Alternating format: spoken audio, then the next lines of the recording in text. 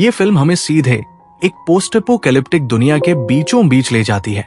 कहानी की शुरुआत में रेंटन अपनी पूर्व प्रेमिका हन्ना के पास बिस्तर पर जागता है।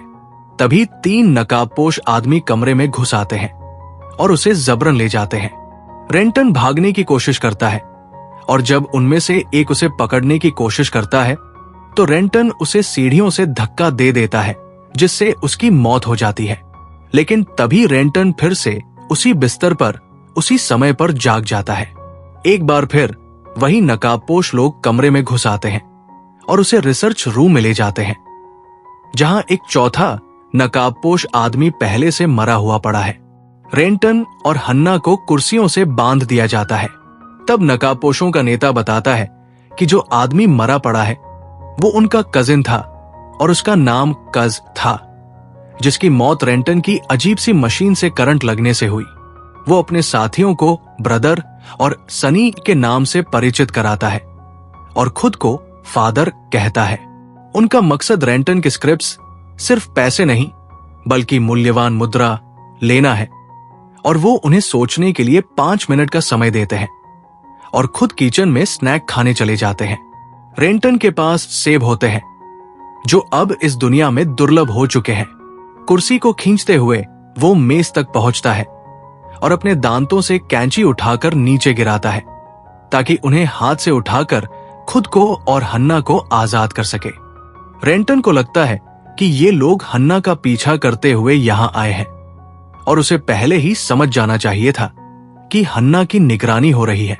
वो मरे हुए आदमी की पहचान करता है और सोचता है कि ये वही आदमी है जिसने उसे सालों पहले गिरफ्तार किया था। हन्ना मशीन को छूने की कोशिश करती है, लेकिन रेंटन उसे रोकता है।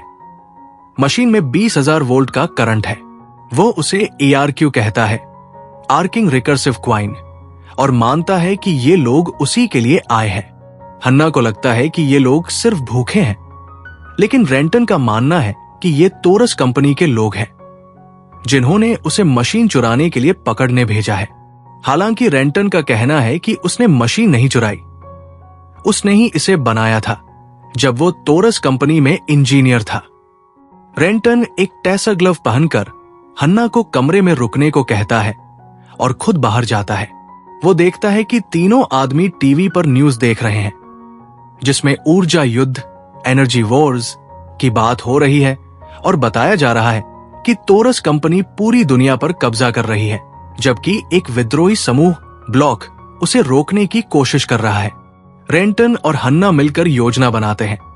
रेंटन एक वस्तु फेंकता है जिससे तीनों आदमी किचन से बाहर आते हैं और वो सनी को एक मुक्के से बेहोश कर देता है। लेकिन जब वो फादर को मारने की कोशिश करता है तो उसे चाकू लग जाता है और उसकी मौत हो जाती है। फिर वही होता है, रेंटन फिर से उसी बिस्तर पर उसी समय पर जाग जाता है। उसे लगता है कि वो टाइम लूप में फंसे हैं, लेकिन वो अकेला है जिसे इसका पता है।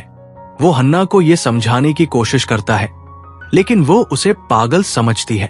वो कंप्यूटर पर चेक करता है और उसे यकीन हो जाता है कि ARQ ही इस लूप का कारण है। वो कज का नकाब हटाकर उसका चेहरा देखकर साबित करता है कि वो लूप को पहले से जानता है।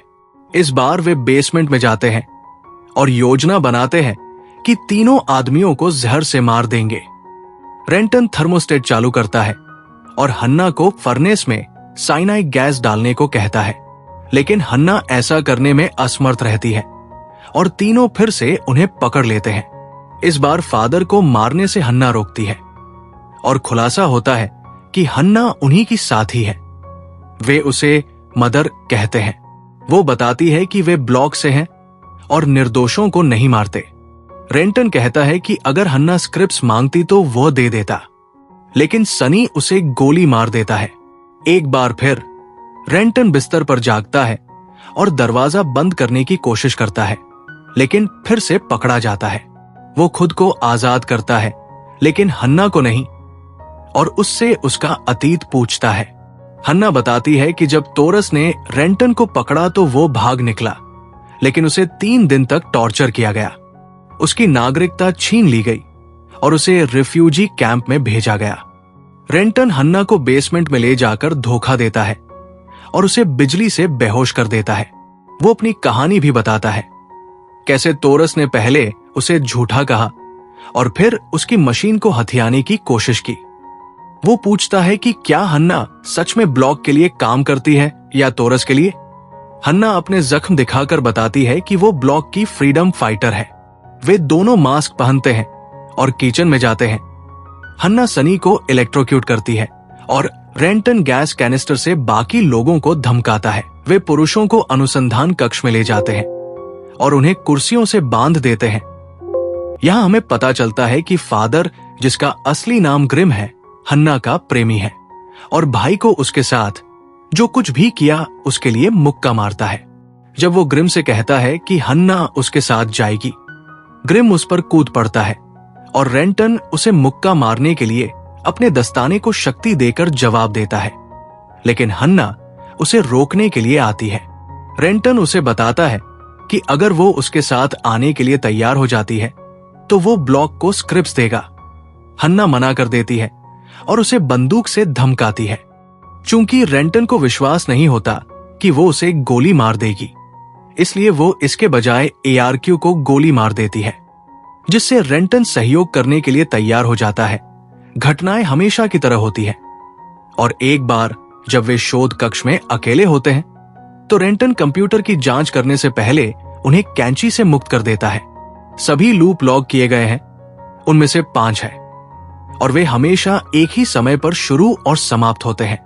ARQ ये सब कर रहा है और जब हन्ना उससे पूछती है कि ये कैसे काम करता है तो वो बताता है कि इसमें ईंधन सेल हैं जो ARQ को शक्ति प्रदान करते हैं और ARQ उन्हें बदले में चार्ज करता है, लेकिन वो नहीं जानता कि ये समय को कैसे प्रभावित करता है। हन्ना ARQ का उपयोग कारण की मदद करने के लिए करना चाहती है और रेंटन से इसे बंद करने के लिए कहती है, लेकिन वो ऐसा करने से मना कर देता है जब तक कि वे सुनिश्चित नहीं कर लेते कि वे पहले नहीं मरेंगे। वो उन्हें मारना चाहता है, लेकिन हन्ना कहती है कि वे उसके अधीनस्थ हैं और वे किसी को नुकसान नहीं पहुंचाएंगे, जिस पर रेंटन विश्वास नहीं करता। इसलिए वे इसके बजाय एक योजना बनाते हैं। रेंटन को फिर से कुर्सी पर ढीला बांधने के बाद हन्ना खुद को भी बांध लेती है और लोगों को बुलाती है। वो उन्हें बताती है कि वो जानती है कि स्क्रिप्ट कहाँ है, इसलिए जब वे उसे मुक्त करते हैं तो वो तिजोरी से उनमें से आधे को उठा लेती है। सन्नी रेंटन के बारे में कुछ करना चाहता है क्योंकि उसने उनके चेहरे देखे हैं, लेकिन हन्ना वादा करती है कि वो कुछ नहीं कहेगी। जब वो तय करती है कि वे ARQ को अपने साथ ले जाएंगे तो सन्नी अपनी बंदूक निकालता है और सभी को मार देता है। खुद को एक टोरस भाड़े का सैनिक बताता है। वो कस की जेब से वॉकी टॉकी लेता है और टोरस को फोन करके कहता है कि वे ARQ लेने आए, जबकि रेंटन खुद को मुक्त करता है और बंदूक तक पहुंचने की कोशिश करता है, लेकिन सन्नी उसे रोक देता है और उसे गोली मार देता है। जैसे ही वे बिस्तर पर उठते हैं, रेंटन हन्ना को बताता है कि सन्नी एक टोरस भाड़ा है और उसे साथ खेलने के लिए कहता है। पुरुष अंदर घुस जाते हैं और उसे ले जाते हैं, जबकि ग्रिम हन्ना के पास जाता है, जो उससे वादा करती है कि वो रेंटन के साथ नहीं सोई थी और उससे 5 मिनट अकेले में बिताने के लिए कहती है। रिसर्च रूम में हमेशा की तरह दृश्य होने के बाद हन्ना कहती है कि उन्हें ग्रिम को सन्नी के बारे में बताना चाहिए, भले ही रेंटन को अभी उस पर या हन्ना पर भरोसा न हो, क्योंकि उन्हें हर संभव मदद की जरूरत पड़ने वाली है। पुरुषों ने कुछ आवाजें सुनी और कैदियों की जांच करने गए। उन्होंने पाया कि रेंटन चला गया है और हन्ना ने अपने मुंह पर टेप लगा रखा है। उसे मुक्त करने के बाद वो सोनी और ब्रदर को मुख्य मंजिल की जांच करने का आदेश देती है, जबकि वो ग्रिम के साथ रहती है ताकि उसे सोनी और ARQ के बारे में बता सके। ऊपर रेंटन इधर उधर छिप रहा है और ब्रदर की लाश फर्श पर पाता है, जिसे कुछ ही देर पहले सोनी ने मारा था। सोनी वापस अनुसंधान कक्ष में जाता है और हन्ना और ग्रिम को बताता है कि रेंटन ने ब्रदर को मार दिया है। हन्ना उस पर विश्वास नहीं करती है, इसलिए सोनी उससे जवाब मांगने से पहले ग्रिम को गोली मार देता है। तभी रेंटन आता है और उसके चेहरे पर बिजली का झटका देकर उसे बेहोश कर देता है। एआरक्यू तेजी से घूम रहा है। जब वे इस बार जागते हैं तो रेंटन एक खिड़की तोड़कर घर से बाहर निकलने के लिए तैयार होता है, जिसे हन्ना करने में हिचकिचाती है क्योंकि उनके पास एयर मास्क नहीं होते हैं। हालांकि एक शोर उन्हें विचलित करता है और वे जांच करने जाते हैं। वे शोध कक्ष में ग्रिम और भाई को मृत पाते हैं, जिसका अर्थ है कि अब सन्नी को समय के चक्रों के बारे में भी पता है। एआरक्यू विद्युत चुंबकीय आवृत्तियों का उत्सर्जन करता है जो स्मृति को प्रभावित कर सकता है। इसका प्रभाव सबसे पहले रेंटन और हन्ना पर पड़ा। रेंटन को पता चलता है कि एआरक्यू असीमित ऊर्जा का उत्पादन नहीं कर रहा है, ये बस उसी ऊर्जा का बार बार उपयोग कर रहा है। बेसमेंट से मास्क और गैस को पुनः प्राप्त करने के बाद रेंटन हन्ना के पास वापस आता है और उसे बताता है कि उसे युद्ध जीतने के लिए ब्लॉक को एआरक्यू दे देना चाहिए। रेंटन को ब्लॉक पर भरोसा नहीं है, इसलिए हन्ना उससे उस पर भरोसा करने के लिए कहती है। वो उसे शपथ दिलाता है कि अगर सन्नी पहले एआरक्यू तक पहुंचता है तो वो उसे नष्ट कर देगी और उसे प्रक्रिया को सक्रिय करने के लिए पासवर्ड देती है, जो स्काई है, वो कोडवर्ड जो उसने उन्हें अलग होने से पहले दिया था। मास्क और अपनी टेजर ग्लव पहनकर रेंटन गैस कैनिस्टर हाथ में लिए सन्नी को ढूंढने निकलता है। बेडरूम में उसे पता चलता है कि उसकी घड़ी तेज चल रही है और एक अलमारी में उसे कस की लाश मिलती है। इसका मतलब है कि सन्नी रिसर्च रूम में मरा होने का नाटक कर रहा है। जब वो वापस पहुंचता है तब तक बहुत देर हो चुकी होती है। सन्नी पहले ही हन्ना पर बंदूक ताने खड़ा होता है। वो टोरस को कॉल करता है और बताता है कि उसके पास एआरक्यू है। फिर रेंटन को आदेश देता है कि उसे बंद कर दे। रेंटन झूठ-मूठ सहयोग का दिखावा करता है, लेकिन जैसे ही वो पास पहुंचता है वो एक साथ एआरक्यू और सन्नी की बंदूक को छू लेता है, जिससे दोनों को करंट लग जाता है। इसके बाद हन्ना और रेंटन दोबारा जागते हैं, लेकिन इस बार वे गुंडे आदमी नहीं आते। वे जांच करने बाहर जाते हैं और पाते हैं कि सन्नी ने कस को बचा लिया है, जो अब उसके साथ टोरस के लिए काम कर रहा है।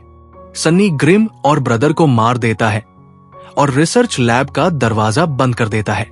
रेंटन इस मौके का फायदा उठाकर दरवाजे पर ताला लगा देता है और फिर वे अपने मूल प्लान पर लौट आते हैं।